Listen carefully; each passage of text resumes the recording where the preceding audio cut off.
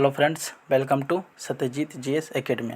आज हम इस वीडियो में बायोलॉजी का जो हम लोग 1000 प्रश्नों का सीरीज चला रहे थे उसका पार्ट 5 है ये।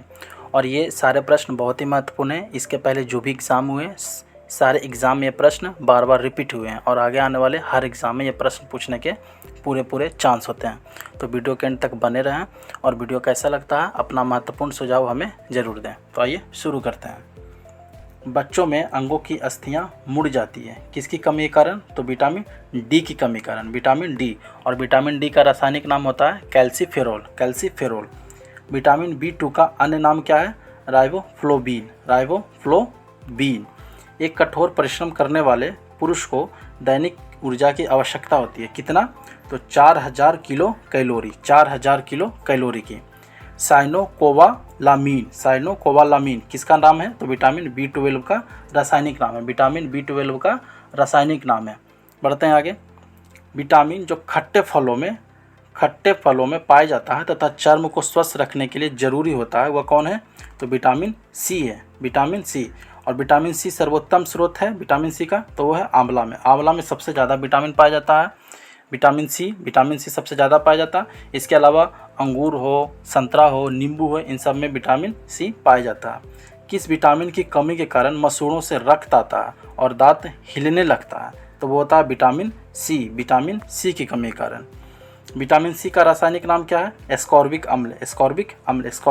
एसिड। किसी सब्जी से प्राप्त ना होने वाला विटामिन कौन है? तो विटामिन डी सब्जी से नहीं बल्कि धूप से प्राप्त होता है, धूप से। प्रातःकालीन धूप में मानव शरीर में कौन सा विटामिन उत्पन्न होता है? तो धूप से विटामिन डी कैल्सीफेरोल प्राप्त होता है।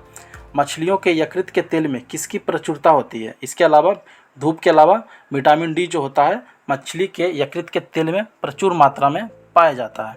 विटामिन डी के सर्जन में क्या पाया जाता है? तो विटामिन डी के सर्जन यानी उसका रासायनिक नाम कैल्सीफेरोल होता है, कैल्सीफेरोल। विटामिन ई का रासायनिक नाम टोकोफेरोल, विटामिन ई विशेषता किसके लिए महत्वपूर्ण है? तो लिंग ग्रंथियों के समान क्रिया में। रक्त अस्कंदन में कौन सा विटामिन क्रियाशील होता है? तो रक्त अस्कंदन में विटामिन के महत्वपूर्ण होता है, विटामिन के, जिसका रासायनिक नाम होता है फिलोक्यूविनोन। मानव शरीर में रक्त का थक्का किस विटामिन से बनता है? तो विटामिन के की कमी कारण। मनुष्य के नेत्रों के स्वस्थ संचालन के लिए किस विटामिन का संबंध है? तो विटामिन ए, जिसका रासायनिक नाम रेटिनॉल होता है, रेटिनॉल। कौन सा विटामिन पानी में घुलनशील होता है? तो विटामिन बी और सी पानी में घुलनशील होता है। विटामिन ए की कमी कारण क्या होता है? तो नाइट ब्लाइंडनेस यानी अंधापन, छिली हुई सब्जियों को धोने से कौन सा विटामिन निकल जाता है? तो इससे विटामिन सी निकल जाता है। जब सब्जी को हम छीलते हैं और उसको धोते हैं तो उससे विटामिन सी निकल जाता है। गोल्डन धान में सर्वाधिक मात्रा होती है किस विटामिन की? तो विटामिन ए की। गोल्डन धान में प्रचुर मात्रा होती है विटामिन ए की। जीव विज्ञान शब्द का प्रयोग सर्वप्रथम किसने किया था? तो लामार्क तथा ट्रेविनेनस। जीव विज्ञान के जनक किसे कहा जाता है? तो जीव विज्ञान का जनक अरस्तु को कहा जाता है। जंतु विज्ञान का जनक भी अरस्तु को कहा जाता है। जीव विज्ञान और जंतु विज्ञान दोनों का जनक अरस्तु को कहा जाता है। वनस्पति विज्ञान का जनक थियोफ्रेस्टस। चिकित्सा शास्त्र का जनक हिपोक्रेटस। एंटीबायोटिक्स अधिकांशतः प्राप्त होते हैं किससे? तो जीवाणु से, बैक्टीरिया से। एंटीबायोटिक्स अधिकतर बैक्टीरिया यानी जीवाणु से प्राप्त होता है। यदि एक जीवाणु कोशिका प्रति 20 मिनटों में विभाजित होता है तो 2 घंटों में कितना जीवाणु बनेगा? तो 64। ये प्रीवियस ईयर्स का इंपॉर्टेंट क्वेश्चन है। नाइट्रोजन यौगिकीकरण में कौन सा फसल सहायक होता है? नाइट्रोजन यौगिकीकरण में फली एक प्रकार का फल है जो कि सहायक होता है। नाइट्रोजन अस्थिकरण में लेग हीमोग्लोबिन का क्या कार्य है? तो ये ऑक्सीजन का अवशोषण करता है। लेग हीमोग्लोबिन ऑक्सीजन का अवशोषण करता है। कौन सा रोग बैक्टीरिया से होता है? तो ये ऑप्शन बेस्ड है। तो तपेदिक किससे होता है? बैक्टीरिया से। इसके अलावा हैजा भी होता है बैक्टीरिया से। वह विज्ञान जिसका संबंध जीवधारियों के अध्ययन से होता है क्या कहलाता है? तो जीव विज्ञान। जीवधारियों के अध्ययन को जीव विज्ञान कहा जाता है। फाइकोलॉजी में किसका अध्ययन होता है? शैवाल, एल्गे का। शैवालों का अध्ययन फाइकोलॉजी कहा जाता है।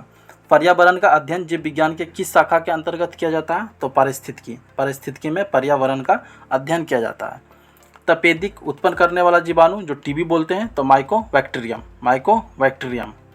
एक्सोबायोलॉजी में किसका अध्ययन किया जाता है? तो बाह्य ग्रहों तथा अंतरिक्ष में जीवन का। पुष्पों का अध्ययन क्या कहलाता है? एंथोलॉजी। बैक्टीरिया में पाए जाने वाला प्रकाश संश्लेषी आशय क्या कहलाता है? वर्णकिल्वक। हैजा किसके कारण होता है? जीवाणु। तपेदी का कारण जीवाणु बैक्टीरिया। परशीतन खाद्य परिरक्षण में मदद करता है। क्या मदद करता है? तो जैव रासायनिक अभिक्रिया की दर को कम कर देता है। जैव निम्नीकृत अपशिष्ट को किसकी सहायता से उपयोगी पदार्थों में रूपांतरित किया जा सकता है? तो बैक्टीरिया यानी जीवाणु से जैव जो निम्नीकृत अपशिष्ट होता है उसको उपयोगी पदार्थ में बदला जा सकता है।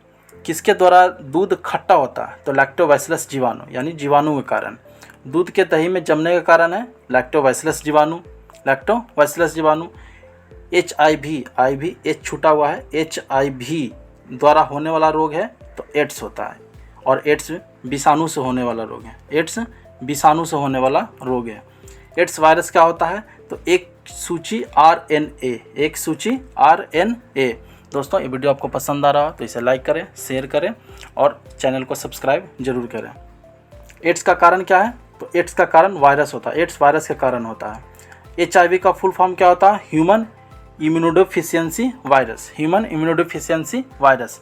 एड्स फैलाता है तो शारीरिक संपर्क से एड्स फैलता है। विषाणु में क्या होता है? तो विषाणु में न्यूक्लिक एसिड और प्रोटीन होता है। सार्स क्या है? तो सार्स एक विषाणु जनित रोग है। खसरा किस संक्रमण के कारण होता है? तो खसरा विषाणु के संक्रमण के कारण होता है, वायरल डिजीज है खसरा। कौन सा रोग विषाणु के कारण होता है? तो चेचक भी वायरल डिजीज, यानी चेचक का कारण भी वायरस ही है, विषाणु। जैसे अभी कोरोना का कारण क्या है? विषाणु। जंतुओं में होने वाला फुट एंड माउथ रोग किसके कारण उत्पन्न होता है? तो ये भी होता है विषाणु के कारण, वायरल डिजीज है। आलू में मोज़ेक रोग का कारण तत्व क्या, यानी किसके कारण आलू में मोज़ेक रोग होता है? तो वो होता है विषाणु के कारण, विषाणु। मशरूम क्या है? मशरूम एक प्रकार का कवक है। प्रथम वियुक्त प्रतिजैविक कौन सा था? पेनिसिलिन। प्रथम वियुक्त प्रतिजैविक पेनिसिलिन था जो 1928 में बनाया गया था। एथलीट फुट नामक बीमारी किससे उत्पन्न होती है? तो एथलीट फुट कवक से होती है। कौन सा एक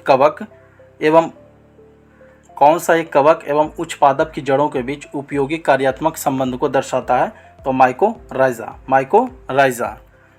लाइकेन जिन दो वर्ग के पौधों से मिलकर बनता है वो है कवक और शैवाल। Very very important. कितना बार ये प्रश्न रिपीट हुआ कुछ कहा नहीं जा सकता है। लाइकेन किसके मिलने से बना है? कवक और शैवाल के मिलने से। लिटमस अम्ल क्षार सूचक प्राप्त होता है लाइकेन से। सौर ऊर्जा किससे प्राप्त होता है? तो सूर्य से।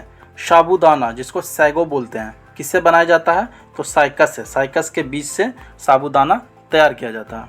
दम्मा एवं खांसी रोगों में काम आने वाला औषधि इफेड्रिन। बहुत बार पूछा हुआ क्वेश्चन है कि दम्मा एवं खांसी में के रोगों में कौन सा औषधि दिया जाता है? तो इफेड्रिन। किससे प्राप्त किया जाता है? तो इफेड्रिन औषधि प्राप्त किया जाता है जिससे दम्मा एवं खांसी रोगों का इलाज में काम आता है। कौन एक जीवित जीवाश्म है? तो जिंकागो एक जीवित जीवाश्म है। विषाणु वृद्धि करता है जीवित कोशिका में बहुत तेजी से वृद्धि करता है। पौधे का कौन सा भाग फूल बनने का उद्दीपन ग्रहण करता है? तो वो होता है पर्ण। कुरिंजी पुष्प के 12 वर्ष में एक बार खिलने का कारण क्या है? फ्लोरिजन स्राव। वेरी वेरी इंपॉर्टेंट क्वेश्चन है, ये भी बहुत बार रिपीट हुआ है। संसार का सबसे छोटा पुष्प उल्फिया। फूलगोभी में पौधे का उपयोगी भाग कौन सा होता है? तो ताजा पुष्प समूह। और विश्व का सबसे बड़ा पुष्प है रफ्लेसिया। सबसे छोटा पुष्प है वुल्फिया और सबसे बड़ा पुष्प है रफलेसिया।